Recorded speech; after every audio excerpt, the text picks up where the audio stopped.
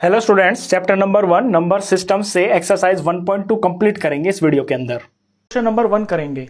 State whether the following statements are true और false, justify और answers. नीचे जो स्टेटमेंट्स हैं इनमें आपको ट्रू और फॉल्स बताना है और अपने आंसर का जस्टिफिकेशन भी देना है। Number 1, every irrational number is a real number. Her irrational number real number होता है। तो ये बिल्कुल ठीक बात है, क्योंकि जो रियल नंबर्स होते हैं ये हमारे rational number plus irrational number in दोनों से मिलके बनते हैं। देखिए, जो रियल नंबर होता है ये रैशनल नंबर का और इरेशनल नंबर का कलेक्शन होता है। तो हर इरेशनल नंबर वो रियल नंबर तो ऑफ कोर्स होगा ही होगा। तो ये स्टेटमेंट बिल्कुल ट्रू है। तो यहां हमें लिखना है कि ये स्टेटमेंट ट्रू है। अब इसका जस्टिफिकेशन भी मांगा है तो हमें थोड़ा सा लैंग्वेज में इसी तरह से लिखना पड़ेगा। क्यों ट्रू है? Since collection of real numbers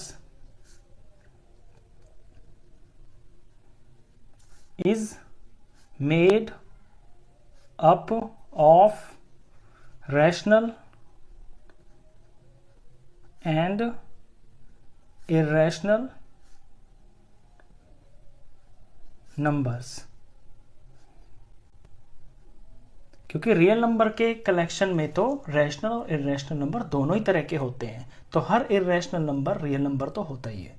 second देखिए, every point on number line, number line के ऊपर हर एक point is of the form under root m. ये अंडर रूट एम की फॉर्म का होता है। Where m is a natural number, जहां पे एम की जगह पे कोई नेचुरल नंबर है।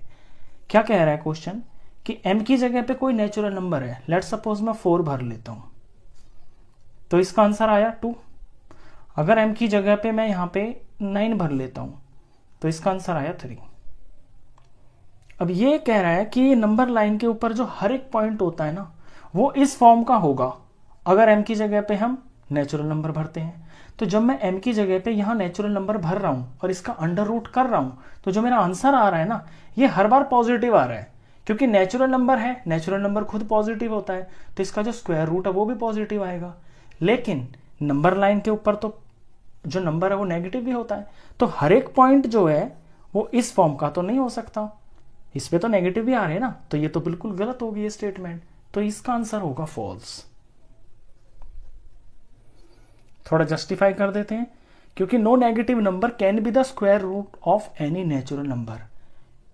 क्योंकि कोई भी नेगेटिव नंबर जो होगा वो स्क्वायर रूट नहीं हो सकता नेचुरल नंबर का। यहाँ पे तो हमारे नेगेटिव नंबर्स भी है ना, नंबर लाइन पे नेगेटिव नंबर्स भी हो नंबर लाइन पर नेगेटिव नंबर्स भी हैं ये, और ये जो है नेचुरल नंबर का स्क्वायर रूट नहीं हो सकते हैं। तो no negative number can be the square root of any natural number। Statement third, every real number is an irrational number. क्या हर रियल नंबर जो है वो इरेशनल हो सकता है? ये गलत है। क्यों? इसी टेबल में देख लीजिए, रियल नंबर जो होता है ये रैशनल और इरेशनल का कलेक्शन होता है। ये कह रहा है एवरी रियल नंबर, यानी हर रियल नंबर इरेशनल होगा। तो ये तो बिल्कुल गलत बात है, क्योंकि रियल नंबर के अंदर तो रैशनल नंबर्स भी होते हैं, तो ये तो फॉल्स हो गया। तो इसमें हम फॉल्स लिखेंगे। समझाने के लिए एक एग्जांपल दे सकते हैं, जैसे कि फॉर एग्जांपल मैंने कोई नंबर लिखा 5, और 5 जो है ये एक रियल नंबर है लेकिन ये इरेशनल नहीं है। 5 is real but not irrational. अगर एक एग्जांपल भी आप दे देते हो ना तो वहीं से वो स्टेटमेंट जो है ना आप जस्टिफाई कर सकते हो स्टेटमेंट को। अब क्वेश्चन नंबर 2 करते हैं इसी एक्सरसाइज से।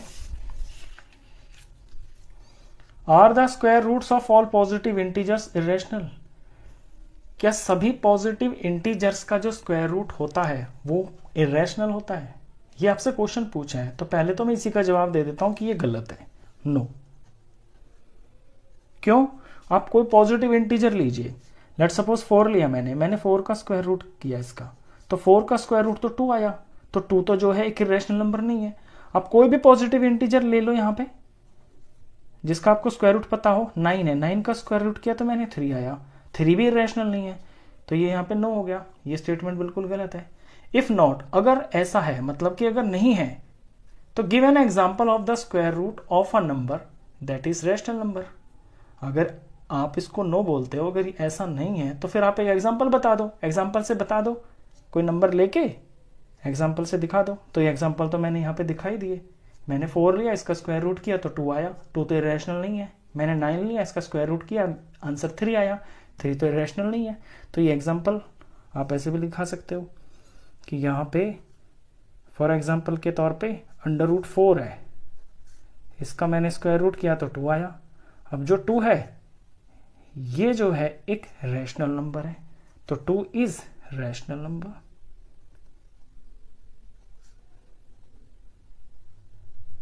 ये देना था आपको एक एग्जांपल, क्वेश्चन खत्म। क्वेश्चन नंबर 3 करेंगे। Show how √5 can be represented on the number line. Show करके दिखाइए कि √5 को नंबर लाइन के ऊपर कैसे रिप्रेजेंट किया जा सकता है।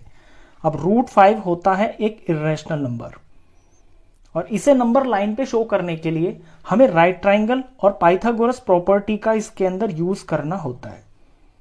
ये एक राइट ट्राइंगल है, राइट ट्राइंगल के अंदर ये बेस होता है, ये परपेंडिकुलर होता है और ये हाइपोटेन्यूज होता है। इनमें अगर हाइपोटेन्यूज की वैल्यू निकालनी होती है तो हाइपोटेन्यूज होता है परपेंडिकुलर का स्क्वायर प्लस बेस का स्क्वायर और अंडर रूट इसके ऊपर लग जाता है। अब मेरे को यहां पे अगर वैल्यू चाहिए √5 की, √5 को मैं ऐसे लिख सकता हूं अंडर रूट में 1 + 4, और फर्दर मैं 1 को भी लिख सकता हूं 1 का स्क्वायर, और 4 को लिख सकता हूं मैं 2 का स्क्वायर। तो ये मेरा √5 के बराबर हो जाता है। अब इस चीज को मैं ट्राइंगल के ऊपर लगाता हूं। अगर मैं हाइपोटेन्यूज मेरे को √5 चाहिए, तो फिर बेस में मेरे पास होना चाहिए यहां पे 2। ये मेरा बेस हो गया ना, बेस का स्क्वायर और ये परपेंडिकुलर का स्क्वायर। अगर बेस की वैल्यू होती है 2 यूनिट्स और परपेंडिकुलर की वैल्यू होती है 1 यूनिट, तो फिर ये जो हाइपोटेन्यूज होगा इसकी वैल्यू आएगी अंडर √5 के बराबर। ये चीज मेरे को यहां नंबर लाइन पे तैयार करनी होती है। चलिए अब यहां से शुरू करते हैं। ये कॉन्सेप्ट आप समझ गए होंगे। √5 को आपको ब्रेक करना होगा अंडर रूट में 1 का स्क्वायर प्लस 2 का स्क्वायर, ऐसे आपको दिखाना होगा। अब ये मैंने यहां पे एक नंबर लाइन बनाई हुई है। नंबर लाइन में सबसे पहले तो ये डिस्टेंस बिल्कुल बराबर होने चाहिए। अब 0 के ऊपर आपको एक 90 डिग्री का एंगल बनाना होता है। ये एंगल आप डी से बना सकते हैं। तो यहां पे मैं एक 90 डिग्री का एंगल बना रहा हूं।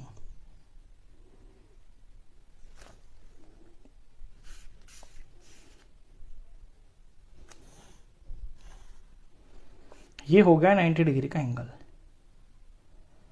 अब अपने इस ट्राइंगल पे देखिए, हमें बेस चाहिए 2 यूनिट, तो यहां से ये 1 और यहां से ये 2, यहां तक तो हमारा होना चाहिए बेस, और परपेंडिकुलर होना चाहिए 1 यूनिट। तो जितना ये है बिल्कुल उतना ही नाप के कंपास पे, जितना आपने नंबर लाइन के ऊपर 1 यूनिट की लेंथ को लिया हुआ है, उतना ही नाप के कंपास से आप ये जो 90 डिग्री वाली जो आपने लाइन लगाई है इसको आप कट कर दोगे। तो इसको हम यहां पे कट करेंगे। जहां ये कट होगा ये 1 यूनिट के बराबर है, ये है 1 यूनिट के बराबर। अब इस पॉइंट से और इस 2 तक मैं इसे जोड़ देता हूं। ये मैंने जोड़ दिया। अब ये 2 यूनिट है और ये 1 यूनिट है, तो पाइथागोरस प्रॉपर्टी के अकॉर्डिंग ये जो हाइपोटेन्यूज आया है इसकी वैल्यू आई है अंडर रूट में 5। अब इस वैल्यू को हम कंपास के ऊपर ले लेंगे। ये हमने किया ही इसलिए ताकि हमें √5 की लेंथ पता चल जाए। ये जो √5 की लेंथ आई है इसे हम कंपास के ऊपर ऐसे ले लेंगे। ये मैंने ले लिया। अब वैल्यू दिखानी है मेरे को नंबर लाइन के ऊपर। नंबर लाइन मेरे नीचे से शुरू हो रही है, तो यहां 0 पे इसकी टिप को रख के और हम नंबर लाइन पे ये ऐसे कट मार देंगे। जहां भी ये कटेगा, जहां तक भी ये कटेगा, वो जो वैल्यू होगी वो √5 के बराबर होगी। तो 0 से लेके और ये जो लेंथ है, ये लेंथ यहां तक जो लेंथ है ये √5 के बराबर है। इस तरह से आप √5 को नंबर लाइन के ऊपर दिखाते हो। क्वेश्चन खत्म। क्वेश्चन नंबर 4 करेंगे। ये एक एक्टिविटी है, इसमें आपको स्क्वायर रूट स्पाइरल बनाना है। स्पाइरल वर्ड आपने पहले भी सुना होगा और इस तरह की फिगर भी देखी होगी। इसके अंदर क्या होता है कि यहां से छोटे से शुरू होता है और ये फिर बाहर की तरफ ऐसे खुलता हुआ चला जाता है। हमें ऐसी ही एक फिगर बनानी है जो कि स्क्वायर रूट से ही तैयार होगी। अब सबसे छोटा जो स्क्वायर रूट है, जो नंबर हम लेंगे वो है √2, उसके बाद √3, फिर है √4। ये यहाँ पे ऐसी वैल्यूज आएंगी √2 की, फिर √3 की, फिर √4 की, ऐसे ये फैलता हुआ चला जाएगा। इसी को हम स्क्वायर रूट स्पाइरल बोलते हैं। चलिए √2 को अगर हम दिखाएंगे यहाँ पे लाइन पे तो किस तरह से बनेगा। लास्ट क्वेश्चन किया था जहां √5 को हमने नंबर लाइन पे शो किया था, सेम वही कॉन्सेप्ट लगेगा, राइट ट्राइंगल वाला और पाइथागोरस प्रॉपर्टी वाला। तो √2 को दिखाने के लिए मेरे को यहाँ बेस की जगह पे 1 चाहिए और परपेंडिकुलर की जगह पे 1 चाहिए। राइट ट्राइंगल में जब बेस 1 होगा और परपेंडिकुलर 1 होगा तो फिर पाइथागोरस प्रॉपर्टी के अकॉर्डिंग जो इसका हाइपोटेन्यूज आएगा वो √2 के बराबर होगा। तो 1 यूनिट हमें सबसे पहले एक लाइन खींचनी है। अब जितनी मैंने ये लाइन खींची है, लेट्स सपोज ये 1 यूनिट की है, तो इतनी ही लाइन मुझे ऊपर की तरफ खींचनी है। उससे पहले मुझे 90 का एंगल बनाना होगा क्योंकि राइट ट्राइंगल तैयार करना है मेरे को। तो यहां पे मैं 90 का एंगल बना लेता हूं।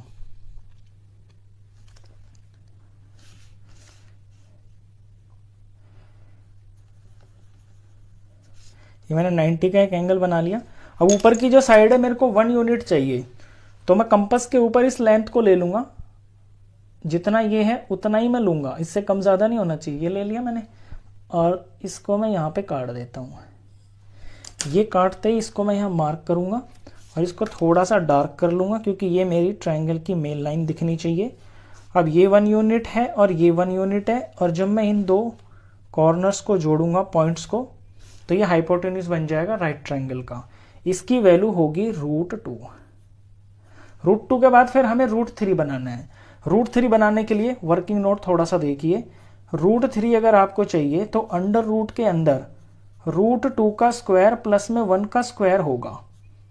जब √2 का स्क्वायर और 1 का स्क्वायर करेंगे तो √2 का स्क्वायर तो 2 हो गया और प्लस 1 का स्क्वायर 1 हो गया, तो ये बन गया है √3 के बराबर।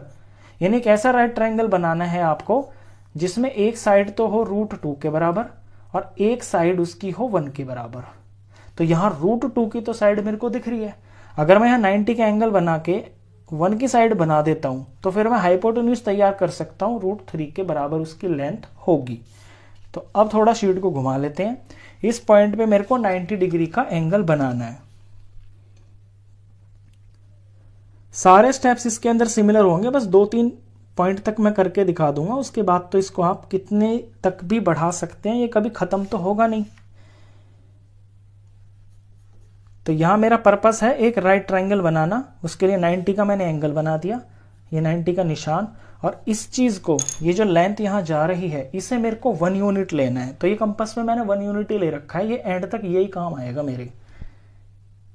ये मैंने इसको ऐसे करके काट देंगे, यह पॉइंट हो गया। इस लाइन को थोड़ा सा मैं डार्क कर देता हूं। डार्क लाइन ये दिखेगी कि ये मेरी मेन लाइन है। ये 1 लिख देते हैं, ये 1 यूनिट है। अब यहां से इस पॉइंट को जोड़ देंगे तो ये हाइपोटेन्यूज बन गया है। इस हाइपोटेन्यूज की लेंथ √3 होगी। इसके बाद इसे थोड़ा बड़ा बनाएंगे, वो होगा √4। तो √4 होने के लिए मेरे को बेस और परपेंडिकुलर चाहिए, √3 का स्क्वायर और 1 का स्क्वायर।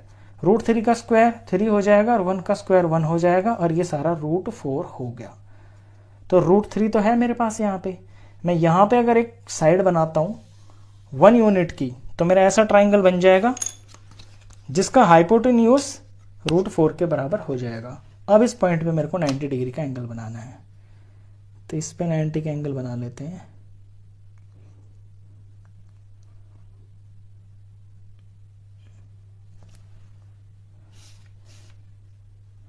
पहले मैं डॉटेड लाइन खींचूंगा,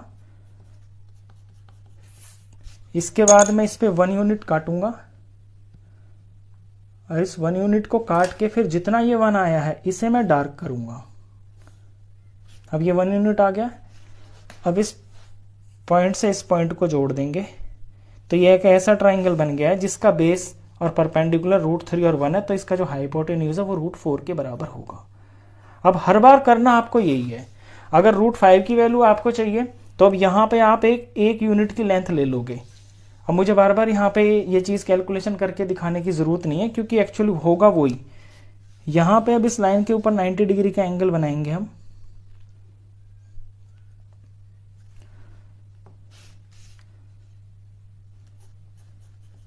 और इसको 1 यूनिट काटेंगे।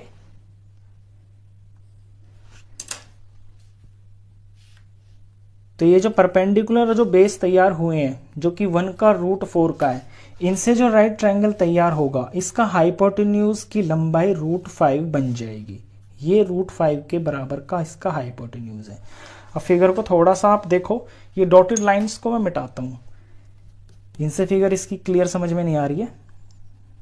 जब इन्हें मैं मिटाऊंगा तो आपको थोड़ा सही समझ में आएगा ये कि कैसे बढ़ता हुआ दिख रहा है ये आप इन्हें भी साथ साथ मिटा देना।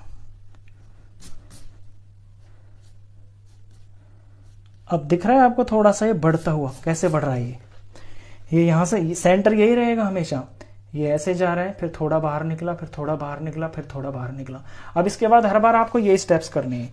यहाँ जो पॉइंट आएगा उस पर आप 90 का एंगल बनाओगे और उसको 1 यूनिट काटोगे तो अगली जो इसकी हाइपोटेन्यूज बनेगी वो √6 के बराबर आएगी। अब 1-2 स्टेप्स वैसे ही कर देता हूँ मैं रफली। यहाँ पे 90 का एंगल बनाएंगे, लेट सपोज 90 का एंगल ये हो गया और ये 1 यूनिट के बराबर हो गया। इससे मैं इस हाइपोटेन्यूज को जोड़ूंगा तो ये हाइपोटेन्यूज की लेंथ √6 के बराबर आएगी। फिर यहाँ पे ये √6 हो गया और यहाँ पे एक 90 डिग्री का एंगल बनाता हूँ जिसकी लंबाई यहाँ पे साइड में मेरे को 1 यूनिट लेनी है। फिर इसको जब मैं सेंटर से जोड़ूंगा तो ये जो हाइपोटेन्यूज तैयार होगा ये √7 के बराबर होगा। फिर इस पॉइंट के ऊपर मैं एक 90 का एंगल बनाऊंगा और लेंथ लूंगा 1 यूनिट के बराबर। तो √7 और 1 जब इससे राइट ट्रायंगल तैयार होगा तो इसके हाइपोटेन्यूज की लेंथ बनेगी √8। ऐसे ही आप इसे कितने भी स्टेप तक कर सकते हो, ये कभी भी खत्म नहीं होगा। मैंने इसके कुछ 5-7 स्टेप्स कर दिए हैं, इसी तरह से सारे के सारे स्टेप्स आगे भी चलेंगे। इसी तरह से आपका बनता है ये स्क्वायर रूट स्पाइरल। क्वेश्चन खत्म।